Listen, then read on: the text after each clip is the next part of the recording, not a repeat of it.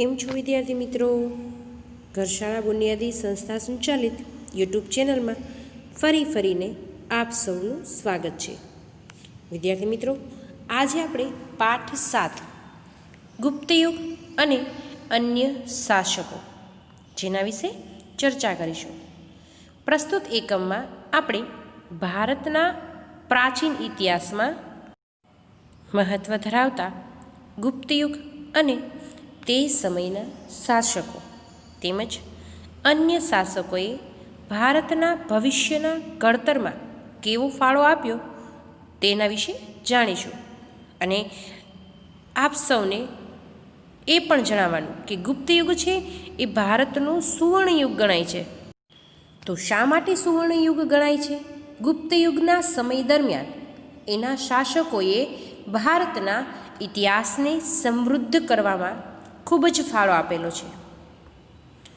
ગુપ્તયુગે ભારતને અનેક ક્ષેત્રોમાં વિકાસ માટેની શરૂઆત કરી આપી અને ત્યાર પછીના જે રાજાઓ છે તેમણે તેનો વારસો આગળ વધાર્યો છે. તો ચાલો આજે આપણે ગુપ્તયુગ અને અન્ય શાસકો પૈકી સૌપ્રથમ ચંદ્રગુપ્ત પહેલા વિશે જાણીશું. મગધના સામ્રાજ્યમાં શ્રીગુપ્ત ગુપ્ત વંશનો સ્થાપક હતો.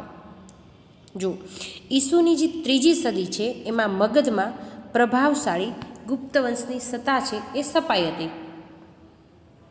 ગુપ્ત વંશે ભારતમાં રાજકીય એકતા, શાંતિ અને સુરક્ષાને સ્થાપી હતી અને તેનાથી જ અપૂર્વ સમૃદ્ધિ છે એ જોવા મળી હતી.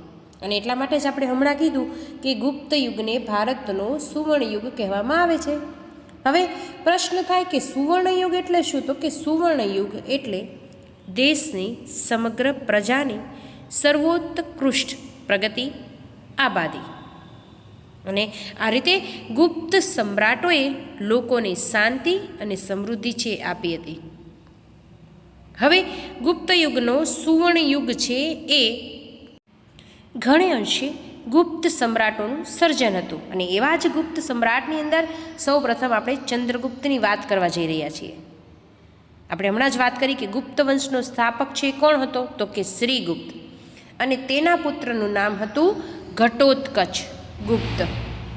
હવે ઘટોત્કચ છે એ ગુપ્તના અનુગામી રાજા તરીકે ચંદ્રગુપ્ત પ્રથમ ઈસવીસન 319માં પાટલીપુત્રની ગાદીએ આવ્યો. જો સૌ પ્રથમ સમજો કે ચંદ્રગુપ્ત પ્રથમ છે એ ક્યારે ગાદીએ આવ્યો? તો કે ઈસવીસન 319માં. અને કઈ રીતે?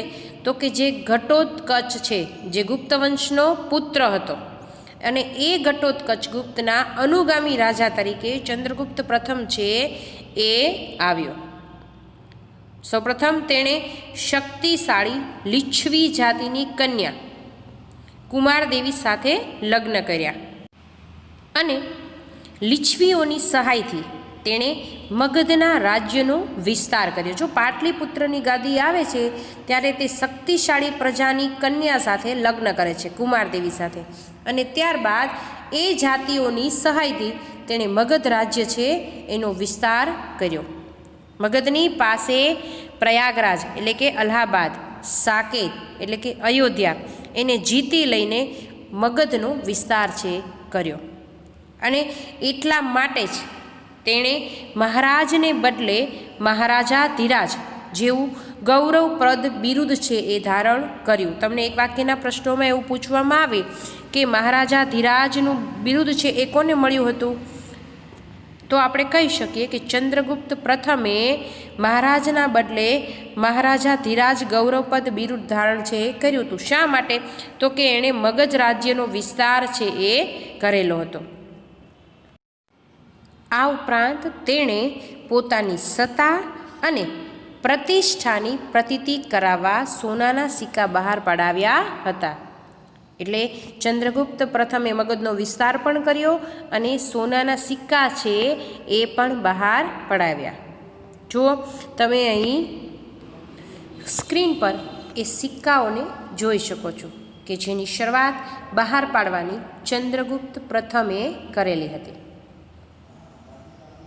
આ રીતે ચંદ્રગુપ્ત છે એ સૌરાષ્ટ્રના વલ્લભી રાજ્યના શાસકોએ પણ એનો સ્વીકાર કર્યો હતો. આ ગુપ્ત સંવંતનો સ્વીકાર છે એ સૌરાષ્ટ્રના વલ્લભી રાજ્યના શાસકોએ પણ કરેલો હતો.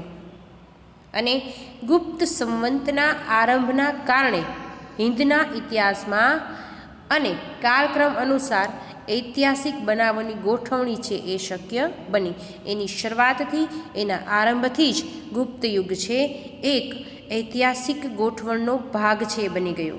અને અનેક બનાવો, અનેક ઘટનાઓ જેને ઇતિહાસની અંદર સ્થાન લીધું. હવે આપણે વાત કરવા જઈ રહ્યા છીએ સમ્રાટ સમુદ્રગુપ્ત. હવે તમને પાછો પ્રશ્ન થાય કે સમ્રાટ સમુદ્રગુપ્ત કોણ છે?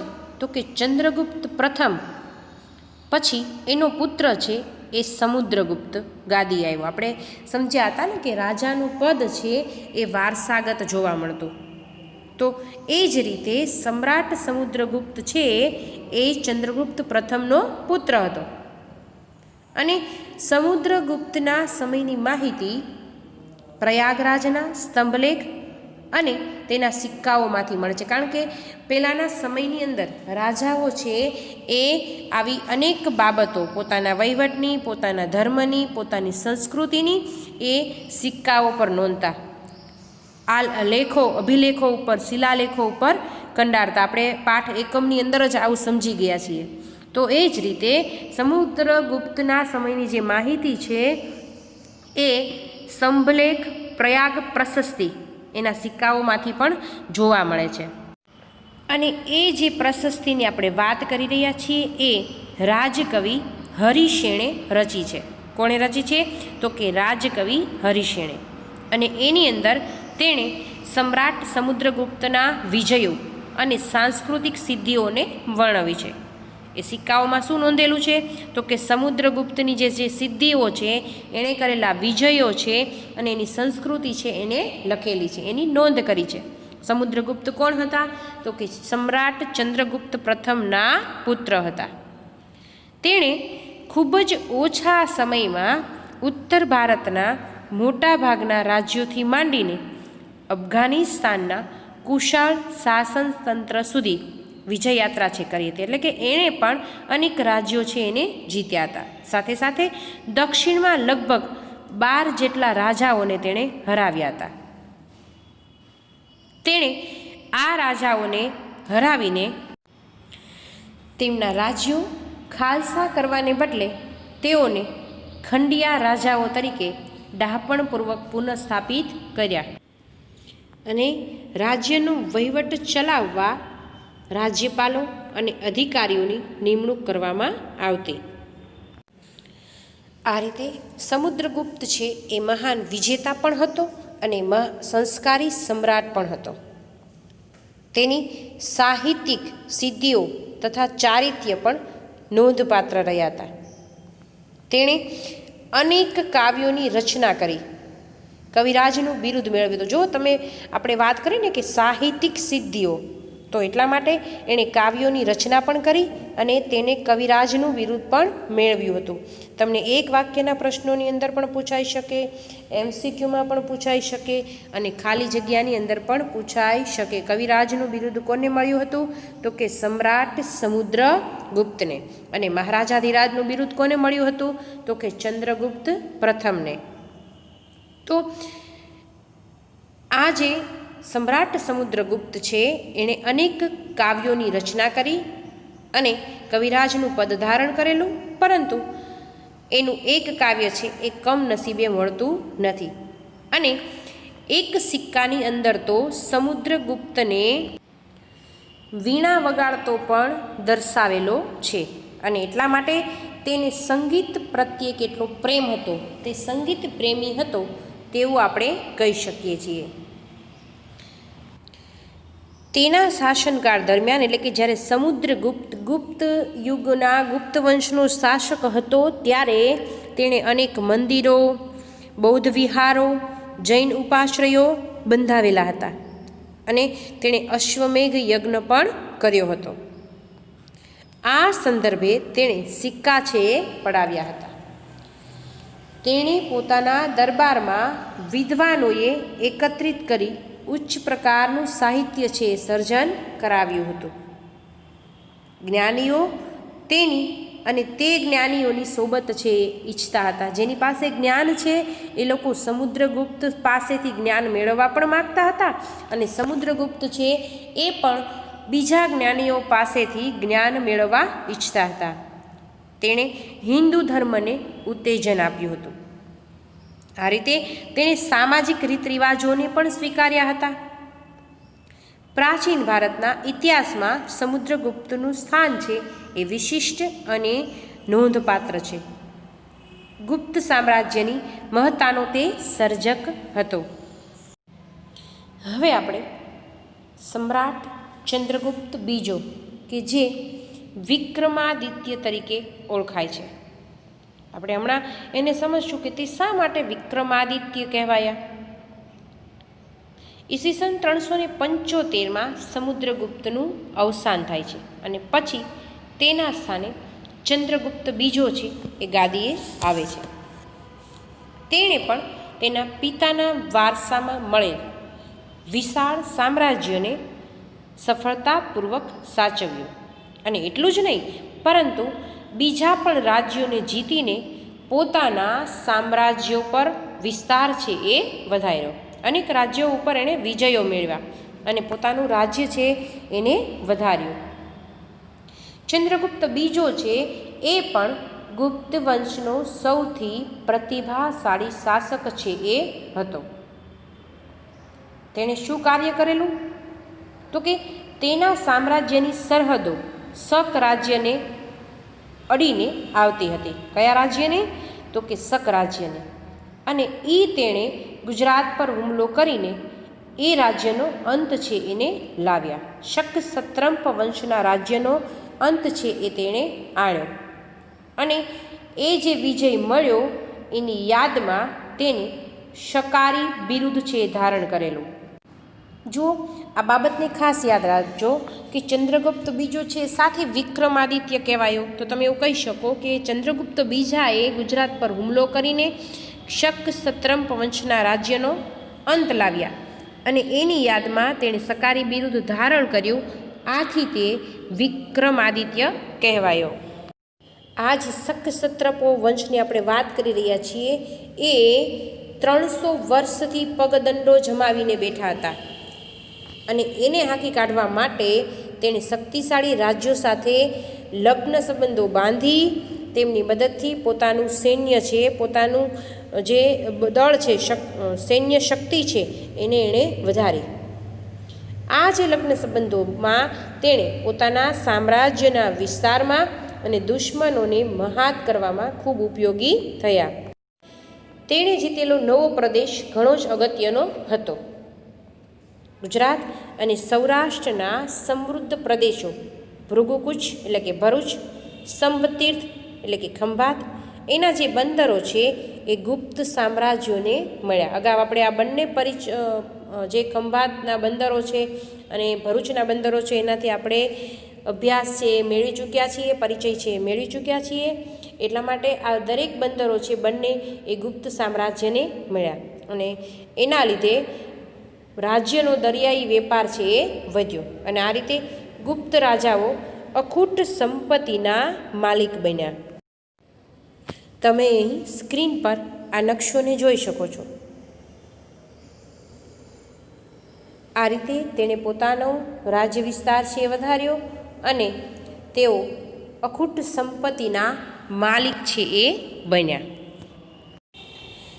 ચંદ્રગુપ્ત બીજાના સમયમાં ચીની યાત્રાળુ ફાહિયાન ગુપ્ત રાજ્ય વહીવટના અને ગુપ્ત સામ્રાજ્યની સમૃદ્ધિના વખાણ કર્યા હતા. ચીની મુસાફર છે ફાહિયાન એ ગુપ્ત વંશના સામ્રાજ્યની અને ગુપ્ત રાજ્યની જે વહીવટ છે એના ખૂબ જ એણે વખાણ કર્યા હતા. આ રીતે ચંદ્રગુપ્ત બીજો છે એ વૈષ્ણવ ધર્મી હોવા છતાં તેણે બીજા ધર્મો પ્રત્યે ખૂબ જ આદરભાવ રાખ્યો હતો. તેનો સેનાપતિ આમ્રકાર દેવ બૌદ્ધ ધર્મી હતો અને રાજ્યમંત્રી વરસેન છે એ શૈવધર્મી હતો. રાજધાની પાટલીપુત્રમાં પણ તેણે અનેક બૌદ્ધ મઠો છે એને બંધાવેલા હતા. તેનો શાસનકાળ દરમિયાન મેળવેલ સાંસ્કૃતિક સિદ્ધિઓને કારણે જ ગુપ્તયુગ સુવર્ણયુગ છે એ બની શક્યો છે. તે અનેક વિદ્વાનો અને કવિઓનો આશ્રયદાતા હતો. સંસ્કૃત ભાષાના મહાન કવિ અને નાટ્ય લેખક કાલિદાસ તેમના રાજકવિ હતા. તમને પૂછવામાં આવે કે કાલિદાસ છે એ કોણ હતું, તો કે ચંદ્રગુપ્ત બીજાના રાજકવિ તરીકે ઓળખાતા હતા. ધન્વંતરી તેના રાજવૈદ્ય હતા. વૈજ્ઞાનિક વરાહ મિહિર, વૈતાલ ભટ્ટ, અમરકોશના રચયિતા અમરસિંહ જેવા રત્નોથી તેનો રાજદરબાર છે એ શોભતો હતો. જો અનેક વિભૂતિઓ તેમના દરબારની અંદર સ્થાન લેતી હતી. એટલે કે કવિ કાલિદાસ, રાજવૈદ્ય ધન્વંતરી, અનેક વૈજ્ઞાનિકો જેવા મહાન વ્યક્તિત્વો તેમના રાજદરબારમાં હતા. અને તેમના સમયમાં શિલ્પ, સ્થાપત્ય અને ચિત્રકળાનો પણ સુંદર વિકાસ છે એ થયો હતો. અજંતાના ઘણા કલા મંડપો તેના સમયમાં તૈયાર થયા હતા. આ રીતે તેણે રાજધાની પાટલીપુત્રમાં અનેક બૌદ્ધ મઠો બંધાવ્યા હતા. સાથે સાથે દિલ્હી પાસેના મેહરૌલી સ્તંભ, લોહ સ્તંભ તરીકે ઓળખાય છે, એ પણ તેણે સ્થાપ્યો હતો. તમે સ્ક્રીન પર એ સ્તંભને જોઈ શકો છો.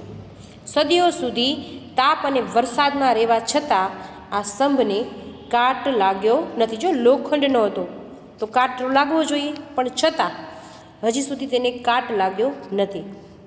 આ રીતે તેણે પાટલીપુત્ર ઉપરાંત ઉજ્જૈનને બીજી રાજધાની બનાવી હતી. કોણે? તો કે ચંદ્રગુપ્ત બીજાએ. એક રાજધાની કઈ હતી? પાટલીપુત્ર. અને બીજી રાજધાની કઈ થઈ? તો કે ઉજ્જૈન.